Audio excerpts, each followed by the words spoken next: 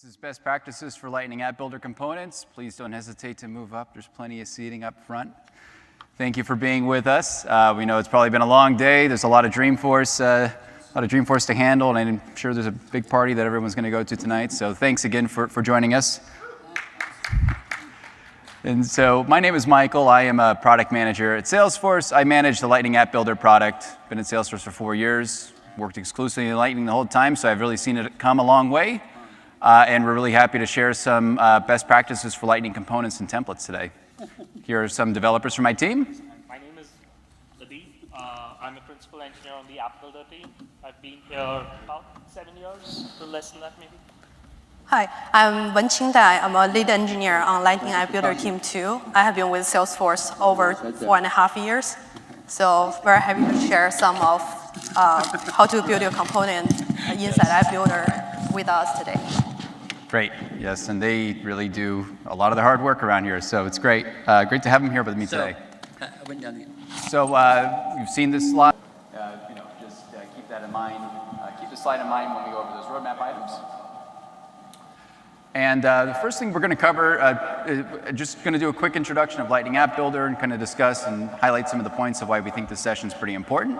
If you build components, the App Builder is going to be the main place where those components are being used by both admins and end users. We'll talk a little bit about that. Then we'll go in, we'll build awesome Lightning components, build a great template, and then we'll talk a little bit about roadmap, and then we'll have time for Q&A.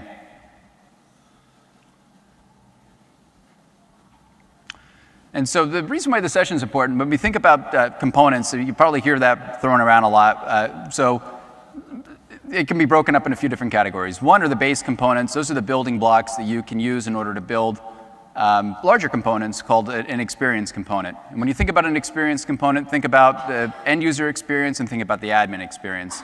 Those are the people that are going to be using these components inside of Lightning. The admins are going to use the components to build out and customize the interface for the end users.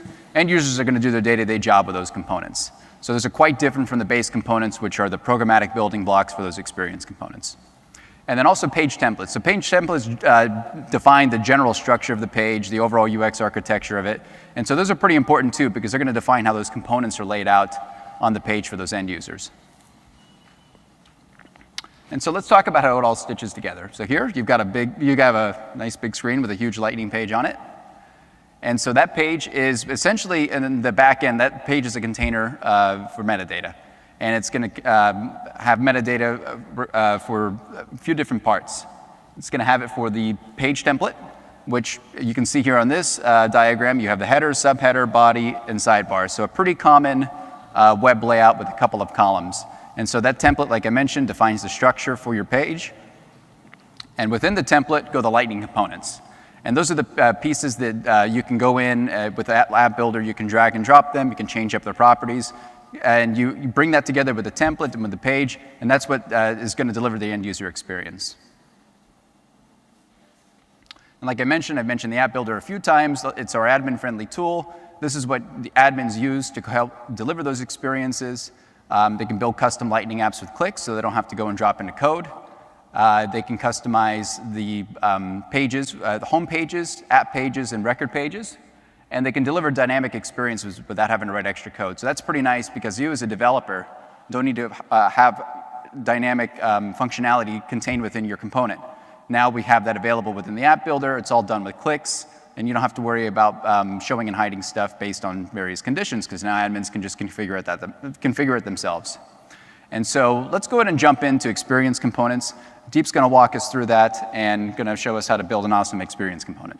Actually, that's going to be Wenqing. Okay. Can I have a quick show of hands? How many people have worked with Lightning App Builder before? Cool. That's really nice. So you must know how awesome it is, and I'm sure you love it, right? So hopefully at the end of this session, all the rest folk will find how easy to work with the Lightning App Builder, gonna join the pack. So first, let's talk about the experience component. Let's first take a look at Lightning Component Bundle. In the Lightning Component Bundle, there are certain resources it might be already familiar to you. For example, component definition, or the 3 JavaScript files next to it.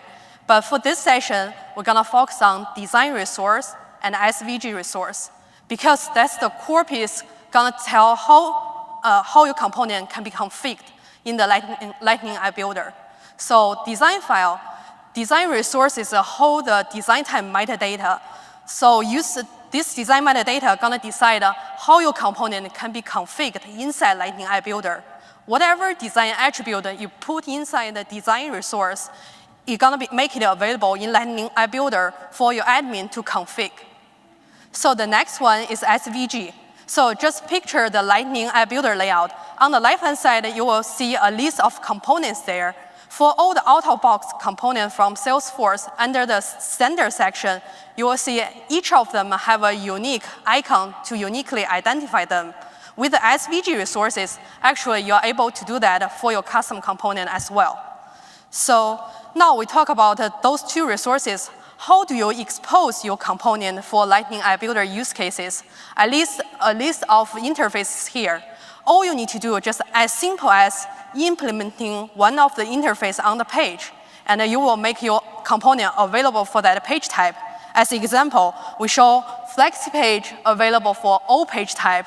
Once you're implementing this interface, your component gonna available for record page, app page, home page, and also Lightning App utility bar page.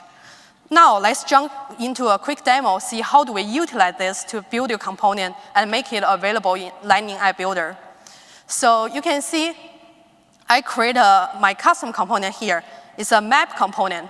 What this component does is gonna take in a record ID and take a S object name, and also I'm gonna give a address field name here. So this component does is gonna look into the record, find the address field value, and then render on the map. I test my component standalone. I think it looks great. Now let's expose this to Lightning App Builder for my admin to use. First, let's look at in the App Builder.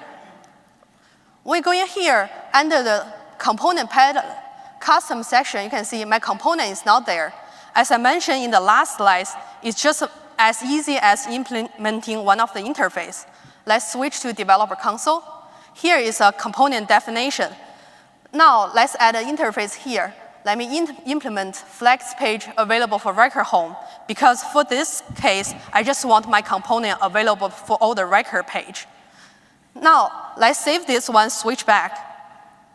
When I refresh my palette again, now you can see my component show up here. But look closely, you can see like the icon just generic Lightning icon, and the name just my component name. It's not very descriptive. Now it's time we just talk about the design resource and SVG resource to make this better. Now switch back to Developer Console again. Let's add SVG file for my component. I create an icon and store as SVG, put here, and then I need to go back to my design file. At the root element, I just add a property there, say label. I'm gonna call my component address mapper, so that's easy for my admin to read, and it's very descriptive. Now let's switch back to Lightning App Builder again. When I refresh, now you can see I have a nice icon there to distinguish my component from other component, also with a nice label. Now I'm ready to test out my component to be put on a page. Let's drag component into one of the region here. Now you can see there is a validation error there, so the field is required. This is very easy to fix because I need the address field name to make my component render correctly. So I just copy paste shipping address, my component renders fine. At this point, I feel I already achieved the MVP version of my component. It's ready to be put on a page and it renders fine.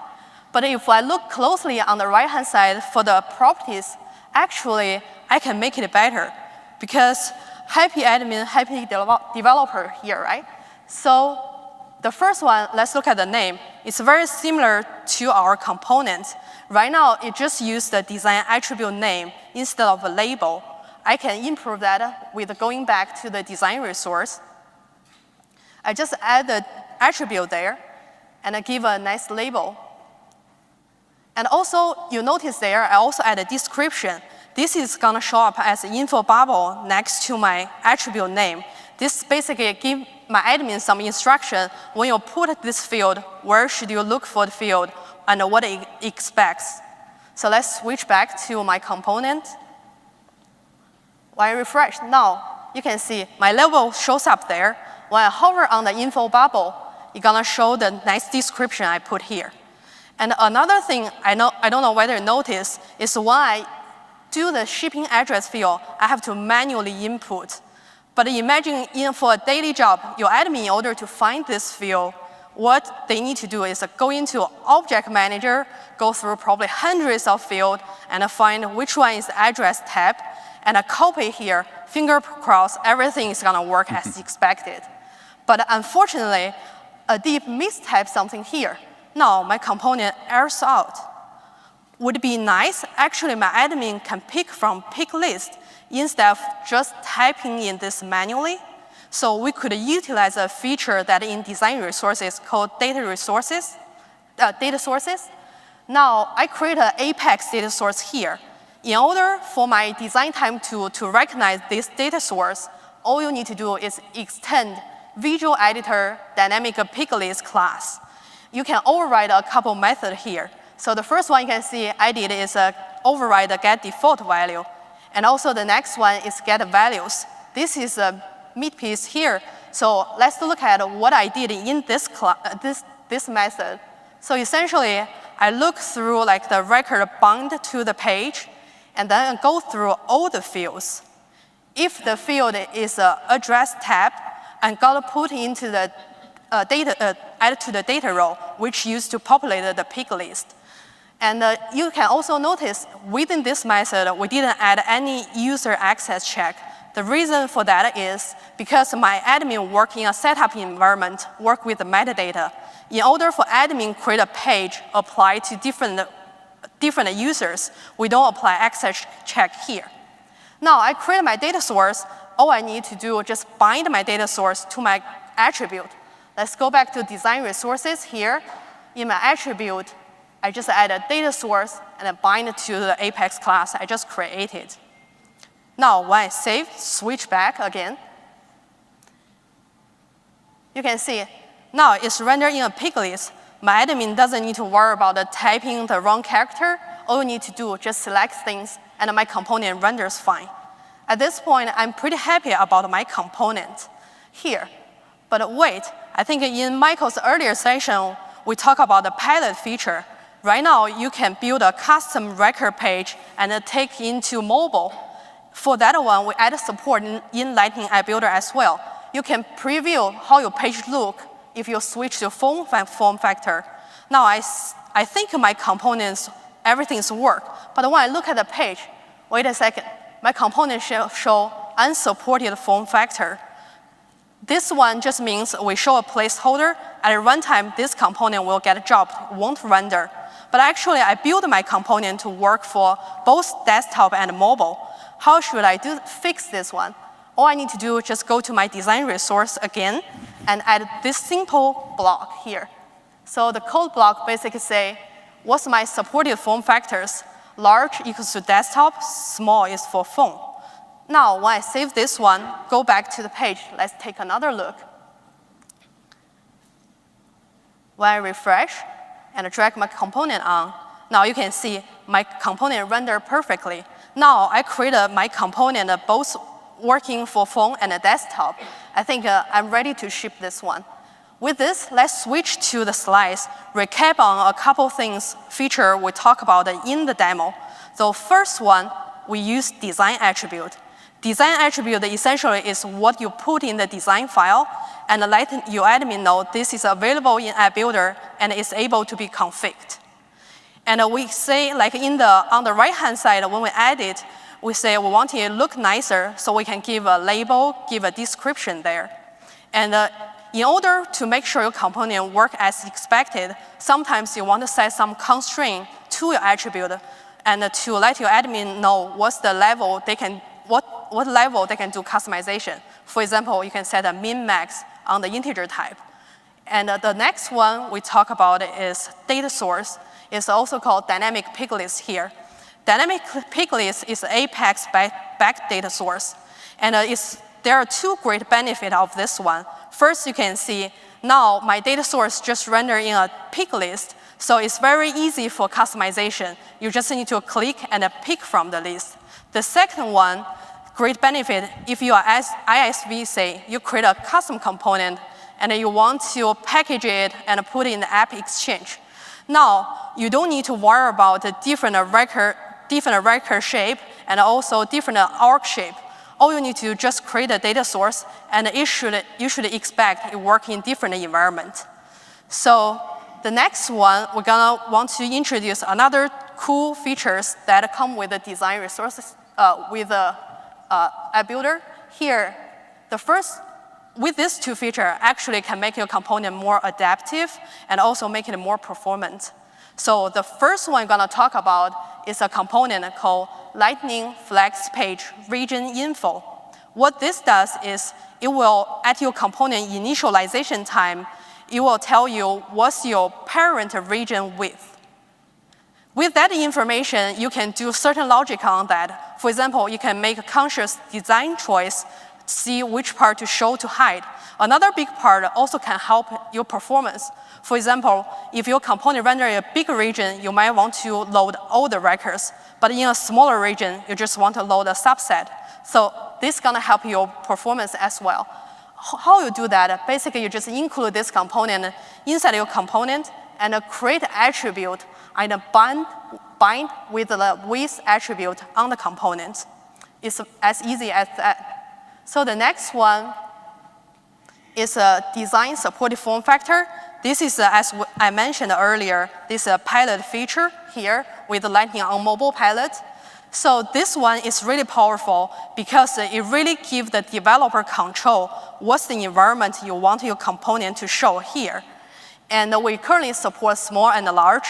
And all you need to do, just put this code block and tell us what are the form factor you want to support. And we will do all the heavy lifting for you.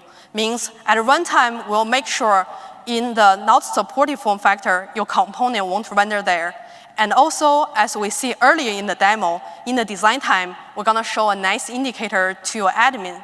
We'll let your admin know this one is not supported for phone form factor, so he will plan accordingly as well. With that, we talk about how to make your component functional well. Last, I want to go over some styling guidelines with you to make your component look nicely on the page. So the first one, we recommend to use 100% width of the region, because if you set the width hard-coded too small or too large, your component might render unexpectedly and also break the page layout there. The second one is because we know the component boundary on the page, so we will handle like the space between components for you. But we understand there are some scenarios you want to add additional space there. So the first one is through margin. We suggest try to avoid that, because when you add a margin to the root element, essentially you increase the effect width of the component, gonna violate the rule number 1. The second one is padding. When you add additional padding around your component, gonna introduce more white space. If that's what you want, we do suggest test out in a different environment, make sure it's expected there. So the next one we suggest, do not take your root element out of current document flow, because it's gonna render in some unexpected position of the page and break your layout. Lastly, we suggest wrap your component around a card.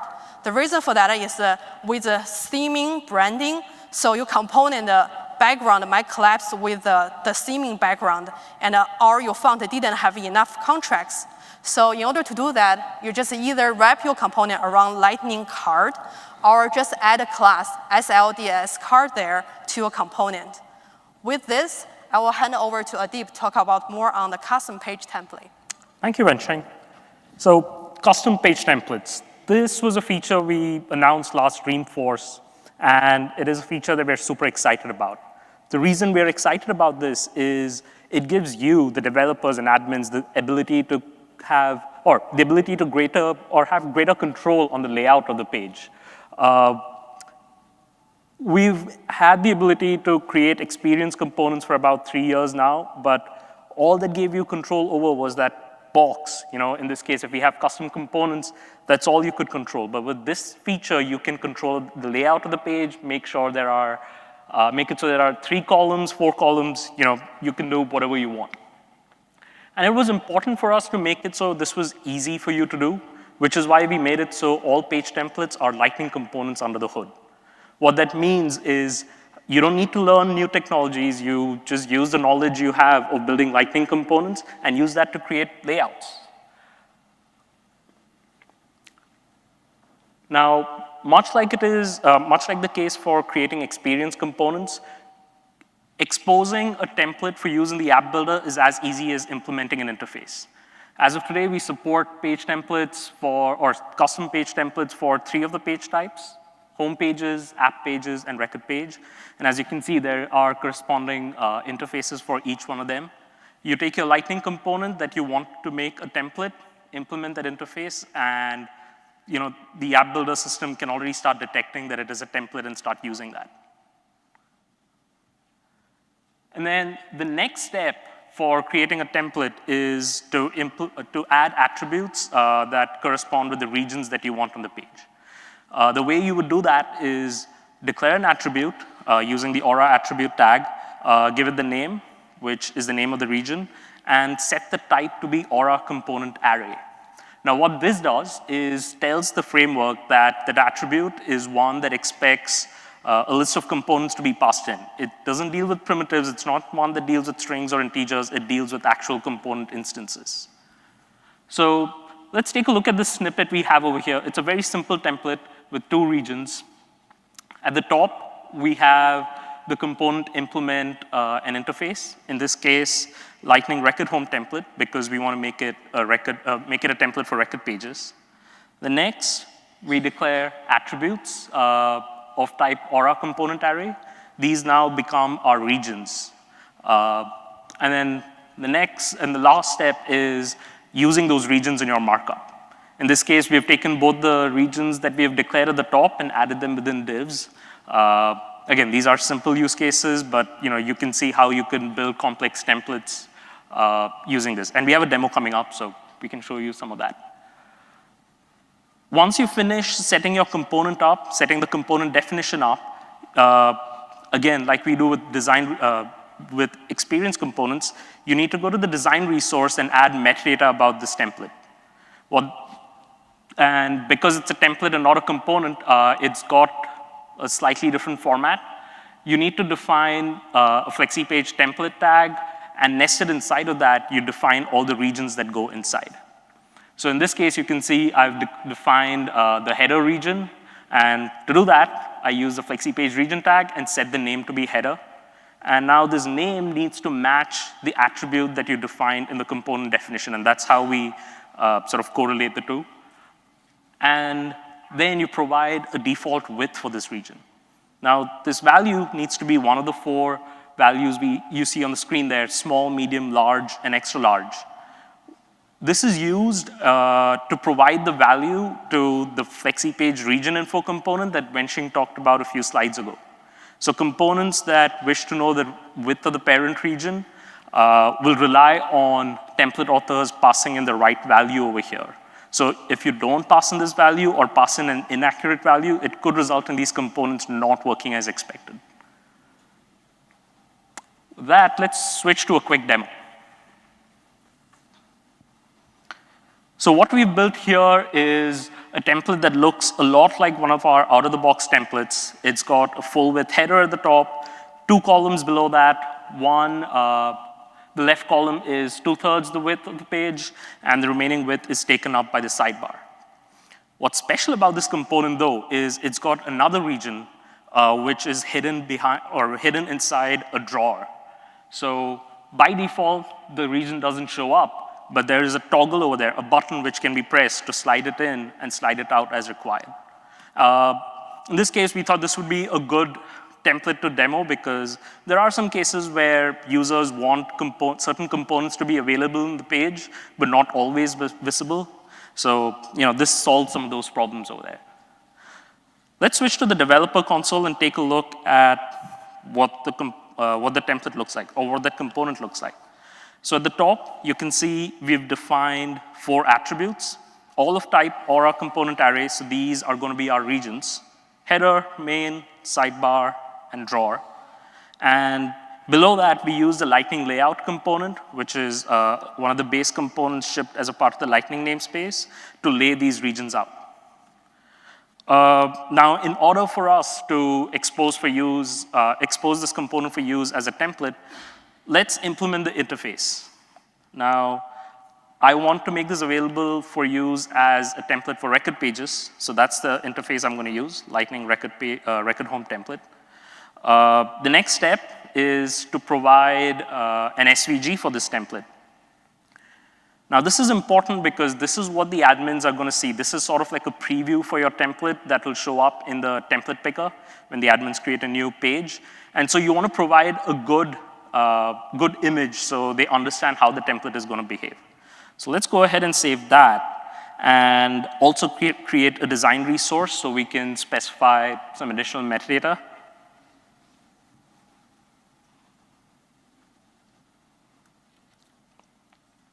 Okay, so there are a couple pieces here. The first, at the top, we've specified a label, and the format there is the exact same as experience components.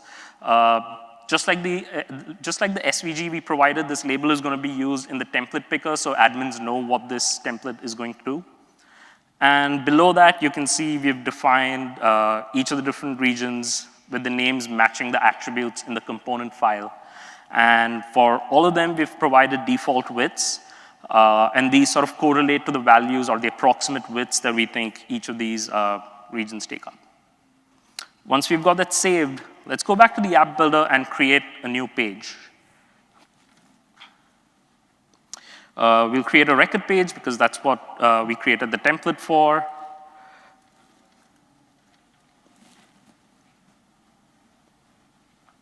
And so this is what we call the template picker. And you can see at the top, we list out all the standard templates. There's 12 so far.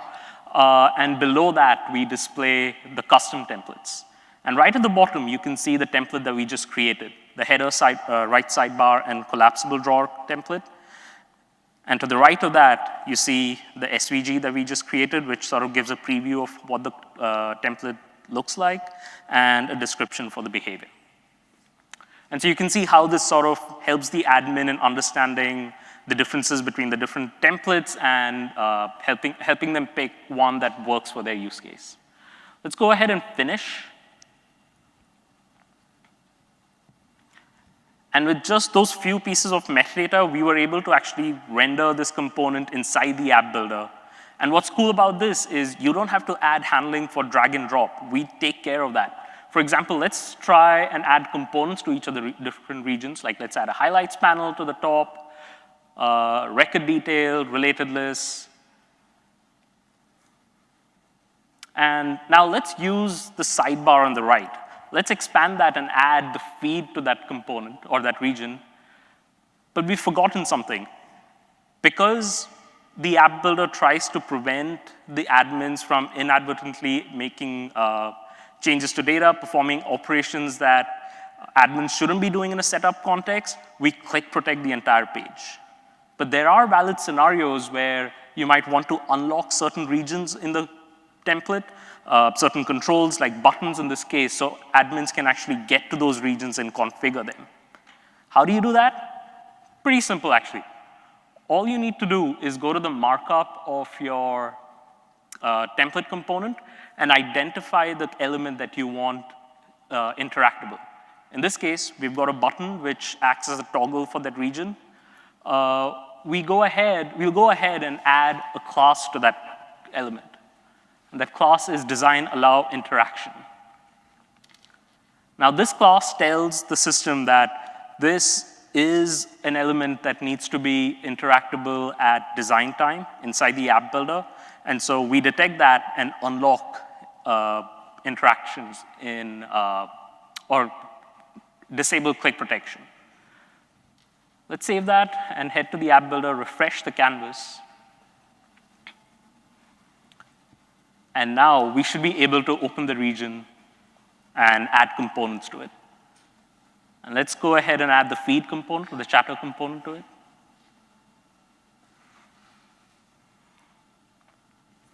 And now we are happy with what this page looks like. Let's save it, activate it, and see what it looks like in Lightning Experience.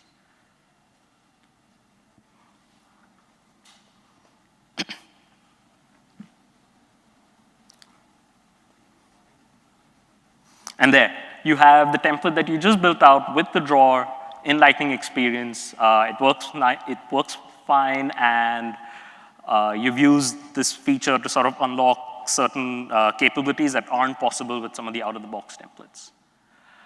With that done, let's switch back to some of the slides and talk about best practices for building templates. Now, we've covered a bunch of sections on what the best practices are for components. Templates have similar best practices, but there are certain differences given the role they play. The first one, and this is similar to what we have for components, we highly recommend you specify a label and SVG for the template. This is going to help the admins understand what the template is going to do when they look at the template picker, trying to figure out which template to use. The next is, like I mentioned in one of the previous slides, specify a default width. This is going to be used by a lot of components, especially the standard components, in switching behavior based on how much real estate there is on the page.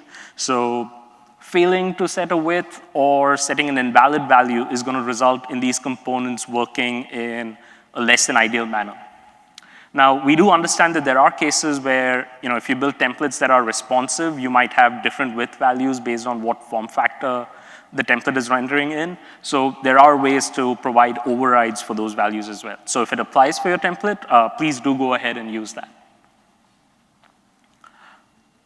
Sufficient spacing between regions.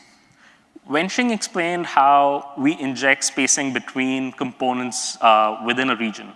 And that is because we know what the component boundaries are.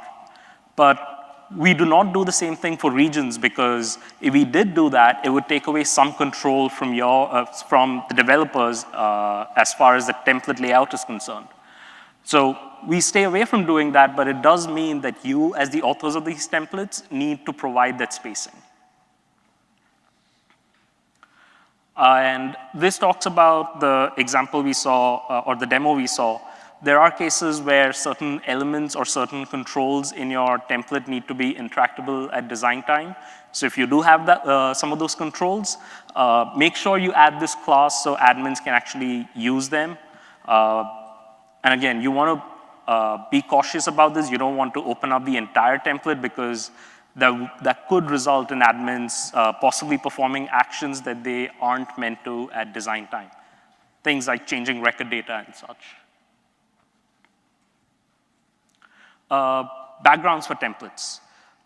Some of you might be aware of this feature where admins can set brands or themes for the org. And in a lot of cases, that sets the background, which is why you want to avoid setting backgrounds on the templates themselves, because doing so will override the org level branding or theming. And in a lot of cases, and we saw these in internal use cases as well, it could result in your page looking very broken.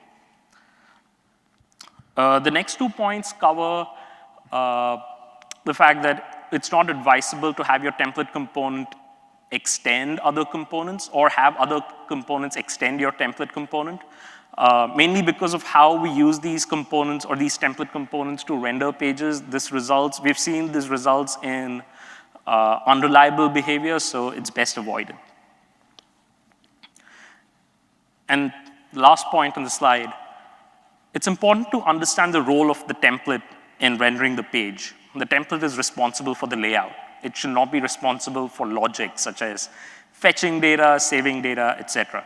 So we recommend keeping the logic in your template to a minimum. There are valid scenarios for adding logic. Again, like we saw in the demo, you might want to toggle certain regions' visibility, and it's fine to do that, but keep that to a minimum so the responsibility of actually doing the logic stays with the components that are dropped on the page. And now I've got 2 other points that I've broken out into a separate slide because I think they're a little more important.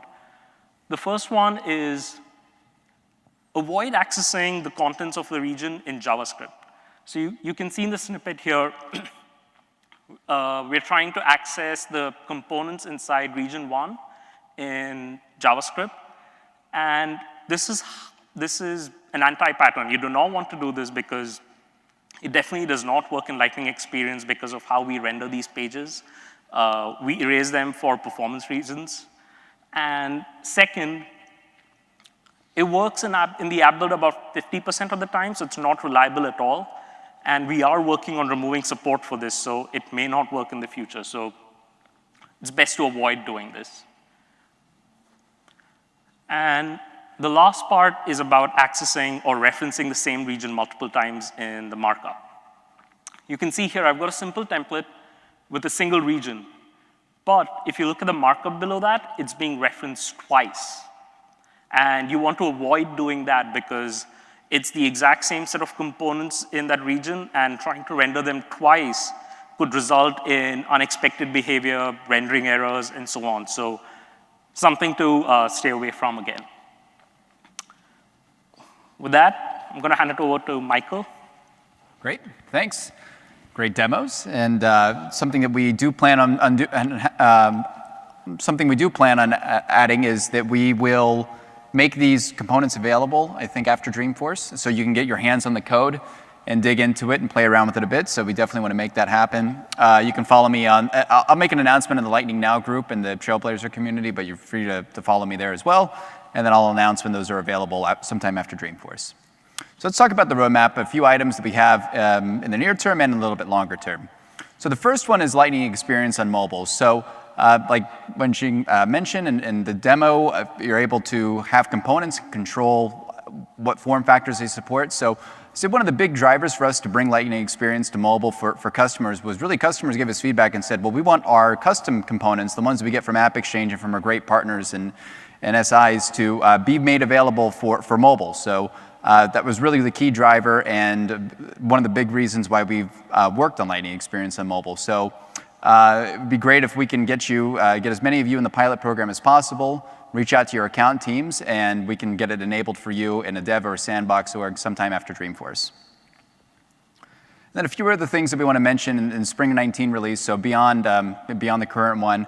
The first item that we've heard a lot of feedback on is that we've delivered this great custom template feature and this capability, but admins have to go and recreate pages each time they want to go and use one of these custom templates. So one of the things we're working on is just an easy way for them to be able to swap between the template they're on to a new template without them having to recreate the page every time. Other things that we're looking at supporting, so we don't support custom pinned region templates yet, but that's something that we have on the roadmap.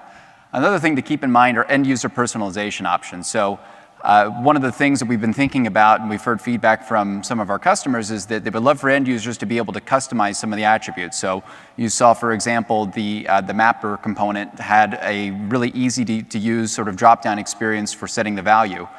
So as you go in and you're designing your components, try to think that maybe even make them easier as you continue to develop them, because eventually it's something that you might want to make available for an end user. And then we've got other great things that we have here on the list: page scope background components, configurable deep links, app and page preview modes, and then guardrails, which we're thinking as just ways to help admins build better experiences within the app builder. And then just one more announcement. So tomorrow is the Salesforce for Developers keynote. So if you get a chance, please join us join us there. There's a lot of great new announcements that we're going to have at that particular keynote. Really a high energy, great audience turnout for that one. So please join us there if you can. And with that, that's the end of the session. Thank you very much. We'll stick around for a few minutes for questions.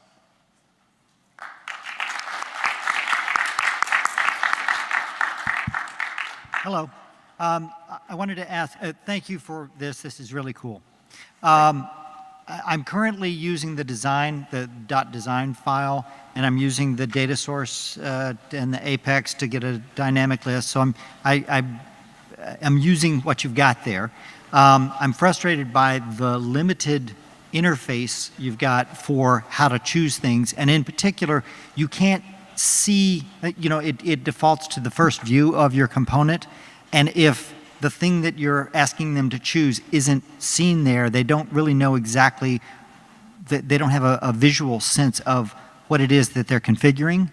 And what I'd love is maybe if in that design file you could specify a lightning flow so that you could create a little wizard for them and step through the different, and then out of that come back with all your values.